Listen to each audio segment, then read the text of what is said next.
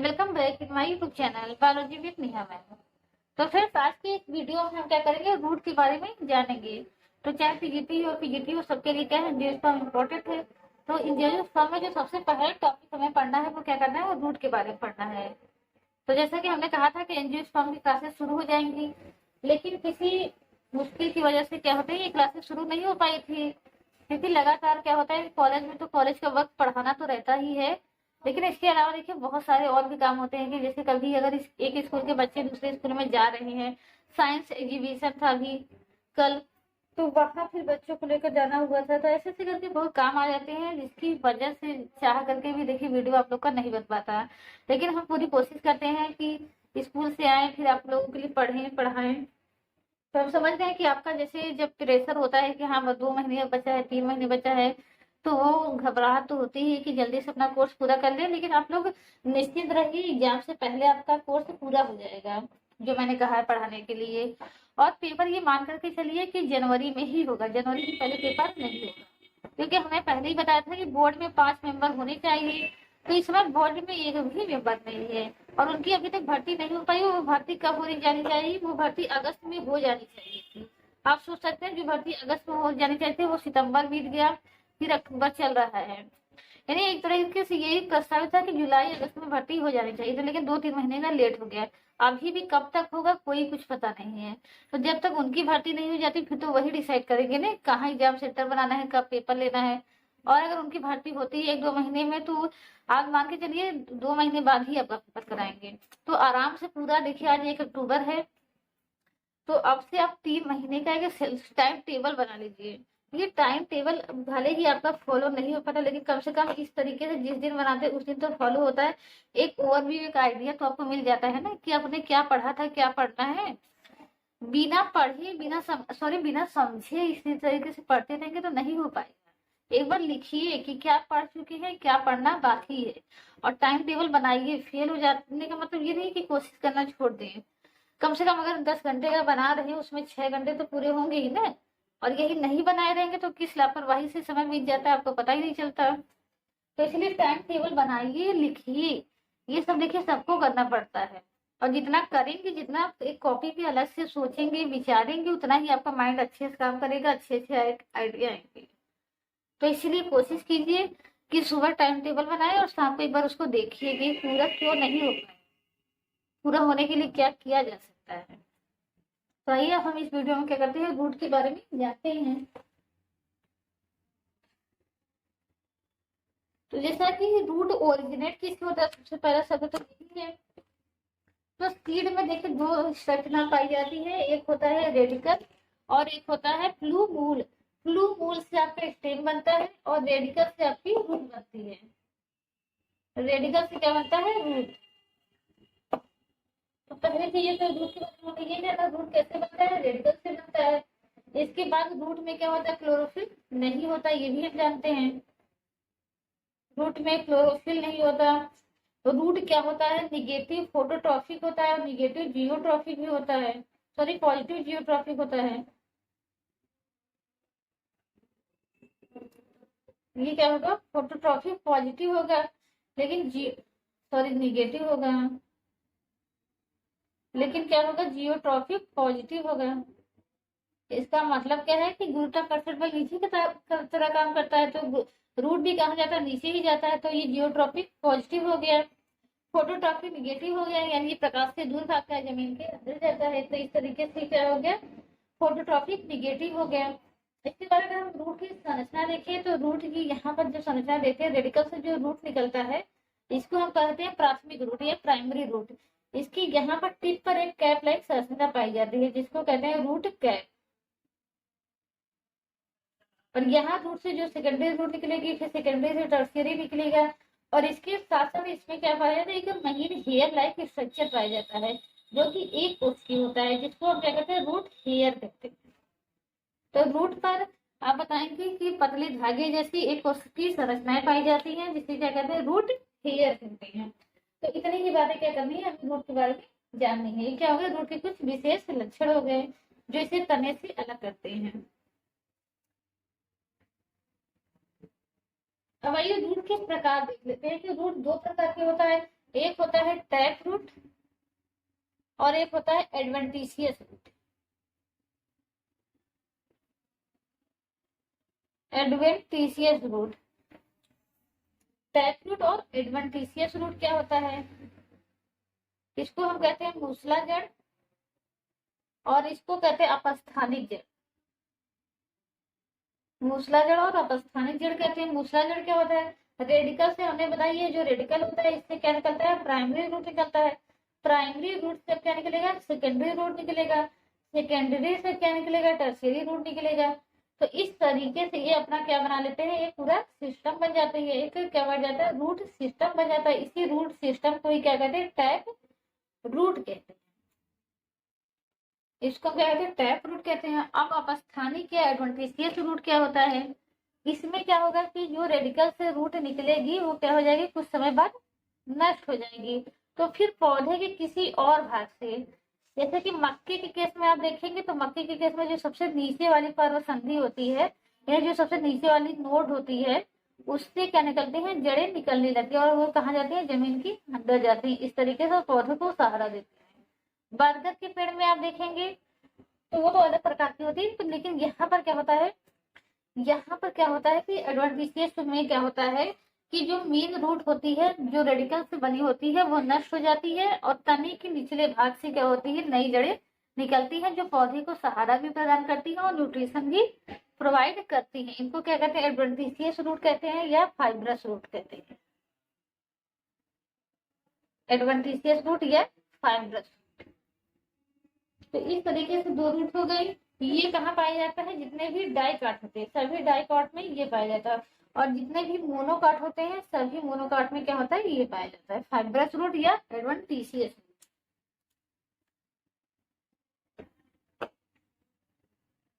तो एक छोटा सा टॉपिक देखते हैं, रीजन ऑफ रूट। ये रूट में कौन कौन से रीजन होते हैं? तो सबसे पहले तो हमने बताया कि जैसे ये रूट है, इस रूट के रीजन में क्या होगा? एक कैप लाइक स्ट्रक्चर पाया जाएगा। इसको हम क्या नाम देंगे? रूट कैप नाम देंगे। इसको क्या कहेंगे? रूट कैप बोलेंगे। फिर रूट कैप के ऊपर का जो जोन होता है यहाँ से यहाँ तक, इसको कहते हैं zone of self formation. Zone of self formation. फिर उसके ऊपर के पार्ट को क्या कहते हैं? Zone of self elongation.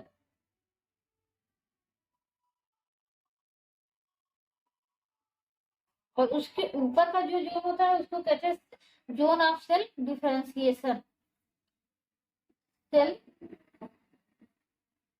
Differentiation, zone of self differentiation या मैचुरेशन। यानी इसका मतलब क्या होगा? रूट कैप हो गया। अब यहाँ पर क्या होगा? जोन ऑफ सेल्फ फॉर्मेशन होता है। यानी यहाँ की जो कोशिकाएं होती हैं वो क्या होती है? लगातार डिवाइड होती रहती है और डिवाइड होकर के नई कोशिकाएं बनाती रहती है। और ये कोशिकाएं जब आगे बढ़ेंगी तो क्या होंगी? और आगे पहले तो क्या होगी? कोशिकाएं ढेर सारी बना करके लंबी लंबी कोशिकाएं बनती रहेंगी। यहाँ पर भी बनेगी इस तरीके से। तो ये कोशिकाएं जो पहले बनी है वो क्या हो जाएंगी? पीछे हो जाएंगी। तो अब ये क्या होंगी? ये लंबी होंगी, तो वो वाला जोन क्या कहला जाएगा? सेल्फ इलोंगेशन कहला जाएगा। फिर इसके बाद क्या होगा कि इसमें डिफरेंशिएशन होगा। डिफरेंशिएशन का मतलब क्या होता है कि अभी ये कोशिकाएं क्या है? एक ही प्रकार की हैं, सब एक ही जैसी दिख रही हैं, लेकिन अब इसी में से क्या बनाएंगी? कुछ कोशिकाएं जाइलम की कोशिका बनाएंगी, कुछ फ्लोएम की कोशिका बनाएंगी, कुछ पिथ की कोशिका बनाएंगी, कुछ कॉर्टेक्स की कोशिका बनाएंगी। तो पहले तो सेल क्या होती है? एक ही प्रकार की होती है, इस तरीके से विभाजित होती है, छोटी छोटी होती है। फिर इनमें इलोंगेशन आता है और फिर डिफरेंशिएशन आता है। तो अगर इस तरीके से हम देखें तो रूट कैप के सबसे पास वाली जो जोन होता है वहां पर क्या होती है? सभी सेल एक ही प्रकार की होती है, बस डिवाइड होकर के सेल बनाती रहती है। उसके बाद का पोर्शन देखेंगे वहां की सेल लंबी होती रहती है, और उसके बाद का पोर्शन देखेंगे तो वहां के सेल डिफ्रेंशिएट होकर के नई प्रकार की कोशिका बना चुकी होती है। अब आइए रूट का मॉडिफिकेशन देख लेते हैं। तो मॉडिफिकेशन का क्या मतलब होता है? जैसे कि हमने रूट का काम बताया कि रूट का काम क्या होता है कि पौधों को जल और खनिज लवण प्रोवाइड कराना। लेकिन जब इसके अलावा रूट और कोई कार्य करने लगता है तो उससे हम कहते हैं रूट का मॉडिफिकेशन। तो टैप रूट का मॉडिफिकेशन देखते हैं, फिर उसके बाद एडवेंटिशियस रूट का मॉडिफिकेशन देख लेते हैं। टैप रूट का एक ही मॉडिफिकेशन होता है, और वो कौन सा होता है? Storage root. स्टोरेज रूट, यानी जब रूट क्या करे, भोजन को स्टोर करने का कार्य करने लगता है, तब उसको हम क्या कहते हैं? स्टोरेज रूट कहते हैं। तो ये 3 प्रकार का होता है, कोनिकल, फ्यूजिफॉर्म, नेविफॉर्म। कोई बहुत बड़ी बात नहीं याद करना इसको, ये ना नहीं तो बहुत बड़ा कॉन्सेप्ट इसमें यूज हुआ है। Conical, fusiform, नेविफॉर्म।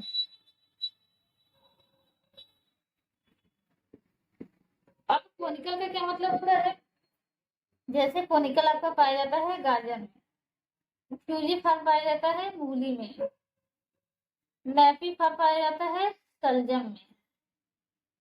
तो ये सभी क्या है? भोजन को स्टोर की होती है, लेकिन सबको अलग अलग नाम दिया गया है। इसको कोनिकल रूट, इसको फ्यूजिफॉर्म रूट, और इसको नेविफॉर्म रूट।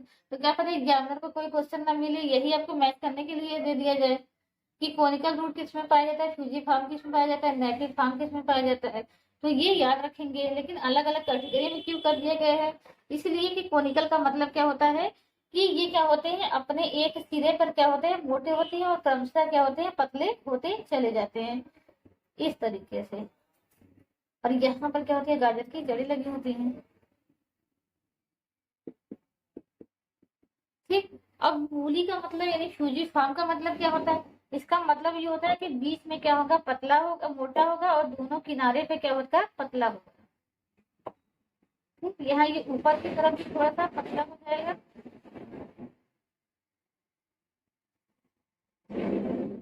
इस तरीके से। ठीक, तो मूली गाजर में बस थोड़ा सा अंतर होता है कि मूली क्या होता है? दोनों किनारे पे पतला होता है।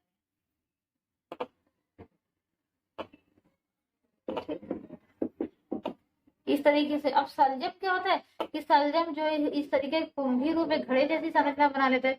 ये क्या होता है? पूरा एक फूला हुआ भाग होता है, पूरी तरीके से ये फूल जाता है। ठीक, तो ये आपका क्या हो गया? सलजम हो गया। तो इस तरह से गाजर, मूली, सलजम तीनों का शेप अलग अलग है, इसलिए तीनों को 3 कैटेगरी में बांट दिया गया। यहाँ पर ऊपर पतला होगा, नीचे क्रमशः सॉरी ऊपर मोटा होगा, नीचे पतला होता जाएगा, बीच में मोटा होगा, दोनों किनारे पे पतला हो जाएगा। यहाँ पर क्या होता है कि पूरा भोजन ही पूरा रूट ही भोजन संचित करके गोलाकार हो जाता है, तब इसको क्या कहते हैं? कुंभी रूप कहते हैं। अब आइए एडवांटेजेस का देख लेते हैं। अब एडवेंटिशियस का मतलब क्या होता है? हमने बताया कि अवस्थानी की जड़। तो ये जड़ें भी क्या होती है? मॉडिफाई करके कई काम करने लगती हैं। तो पहला हम ये देते हैं, स्टिल्ट रूट करते हैं। स्टिल्ट रूट जो कि अभी हमने क्या देखा? मक्के की जड़ में पाया जाता था। यहाँ पर क्या होता है कि मक्के की जड़ से क्या होता है? नीचे का जो सबसे नीचे का नोड होता है, उससे क्या होते हैं? जड़ें निकलती हैं, वो जो जो होते हैं जमीन के अंदर जाती है। पौधे को न्यूट्रिशन तो देती ही, यानी जल और खनिज लवण तो देती ही, साथ ही साथ पौधे को सहारा भी प्रदान करती है। तो इसीलिए इनको क्या कहा जाता है? स्टिल्ट रूट। तो अगर पूछा जब मक्के में कौन सी रूट पाई जाती है, तो स्टिल्ट भी होगा, फाइब्रस भी होगा, एडवेंटिशियस भी होगा। तीनों का तीनों क्या है? ये अपस्थानिक जड़ है, क्योंकि रेडिकल से नहीं निकल रही। दूसरी बात स्टिल्ट रूट भी है, क्योंकि पौधे को सहारा देने का भी कार्य कर रही है, यानी खनिज लवण और जल तो दे ही रही है, साथ ही साथ सहारा भी दे रही है। एक पाया जाता है प्रॉप रूट, जो कि बरगद में पाया जाता है, बनियान ट्री में। वहां क्या होती है? जो वृक्ष की शाखाएं होती हैं, शाखाओं से रूट निकलने लगता है, और ये आकर के जमीन में धंसता है। आपने बरगद के पेड़ में देखा होगा कि जो उसकी लंबी लंबी ऊंची शाखाएं होती है, उनसे रूट निकलेगा, और रूट कहाँ गया? जमीन में धंस जाएगा, और पौधे को सहारा देने का काम करता है। तो उसको क्या कहते हैं? Prop root. स्टिल्ट रूट जो लास्ट का नोड होता है उससे निकलता है, और प्रॉप रूट कहाँ से निकलता है? जो ब्रांच होती है उससे निकलती है। इसके अलावा इपीफाइटिक रूट क्या होता है? पैरासिटिक रूट क्या होता है? इपीफाइटिक रूट और पैरासिटिक रूट। कुछ पौधे ऐसे होते हैं जो दूसरे पौधे के ऊपर ग्रो कर जाते हैं, उन्हें क्या कहते हैं? इपीफाइटिक पौधे कहते हैं। और कुछ पौधे ऐसे होते हैं जो दूसरे पौधे के ऊपर उग जाते हैं, भी अपना ले लेने लगे, तब उसे हम क्या कहेंगे, पैरासिटिक प्लांट कहेंगे। और उनके अंदर जो रूट पाए जाएंगे उसको क्या कहेंगे, पैरासिटिक रूट कहेंगे। क्योंकि ये रूट क्या करेगी, उनके तने में जाएगी और उनके तने से क्या करेगी, न्यूट्रिशन को अब्जॉर्ब करेगी। लेकिन एपिफाइटिक रूट क्या होता है कि यहाँ पर ये पौधे क्या होते हैं, ये एपिफाइटिक प्लांट जो होते हैं वो दूसरे प्लांट पे तो पाए जाएंगे लेकिन उनसे न्यूट्रिशन अब्जॉर्ब नहीं करेंगे। इनका जो रूट होता है वो एयर के कांटेक्ट में रहेगा और इनके रूट में क्या पाया जाता है, वेलामेन टिश्यू पाया जाता है। और यह वेलामेन टिश्यू कहाँ से नमी और को ऑब्जर्व कर लेता है, वाटर सॉरी एयर से। तो इसीलिए ये एपिफाइटिक तो होते हैं लेकिन पैरासिटिक नहीं होते हैं। ये पैरासिटिक भी होते हैं और एपिफाइटिक भी होते हैं।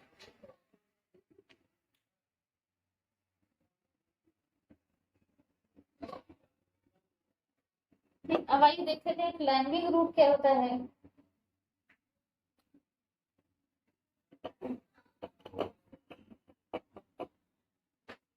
क्लाइंबिंग रूट क्या होता है, तो आप जानते हैं कि जो पौधे क्या होते हैं, कोमल होते हैं और वो क्या करते हैं, जो कोमल होते हैं वो ऊपर तो स्ट्रांगली चढ़ नहीं पाते, तो उनको सहारा देने के लिए उनके अंदर क्या होती है, कुछ संरचनाएं पाई जाती है। तो कुछ पौधों के अंदर स्प्रिंग जैसी क्या होती है, संरचना पाई जाती है जिसको हम टेंड्रिल या प्रतान। और ये क्या करते हैं, ये पौधे को ये किसी बेस से जुड़ जाती है, किसी डंडे से या किसी घर से या कोई भी संरचना से ऊपर से डोरी बांध देते हैं, उससे चढ़ करके क्या करती है, पौधे को ऊपर तक पहुंचा देती है। तो ये जो टेंड्रिल होता है हमने मनी प्लांट में भी देखा है, मटर में भी देखा है, लौकी में भी देखा है, इसके अलावा बहुत तरीके के प्लांट में देखा है। लेकिन ये टेंड्रिल क्या होती है, अलग अलग पौधों में अलग अलग का मोडिफिकेशन होती है। जैसे अगर मनी प्लांट के केस में देखेंगे तो मनी प्लांट के केस में ये किससे बनी होती है, रूट की बनी होती है। यानी रूट ही क्या करता है, पौधे को सहारा देने का काम करता है, यानी टेंड्रिल की तरह काम करता है। तो ऐसे रूट को हम क्या कहते हैं, क्लाइंबिंग रूट कहते हैं। तो इसी तरीके से आप क्लाइंबिंग स्टेम भी कर देखेंगे और इसी तरीके से क्लाइंबिंग वो लीफ भी देखेंगे। कुछ पौधों में जो रूट होता है वो टेंड्रिल में मॉडिफाई होता रहेगा, कुछ पौधों में स्टेम टेंड्रिल में मॉडिफाई हो जाता है और कुछ पौधों में लीफ टेंड्रिल में मॉडिफाई हो जाता है। यानी इस तरीके के आप स्ट्रक्चर देखे होंगे मनी प्लांट में भी, मटर में भी। तो इसी को हम क्या कहते हैं, टेंड्रिल कहते हैं। तो टेंड्रिल अलग अलग पौधों में अलग अलग का बना होता है। मनी प्लांट में किसका बना होता है, रूट का मॉडिफिकेशन होता है। ठीक, या तो क्लाइंबिंग रूट कह सकते हैं या टेंड्रिल भी इसको कह सकते हैं। टेंड्रिल किसमें पाया जाता है, मनी प्लांट में। इसके अलावा रेस्पिरेटरी रूट होता है।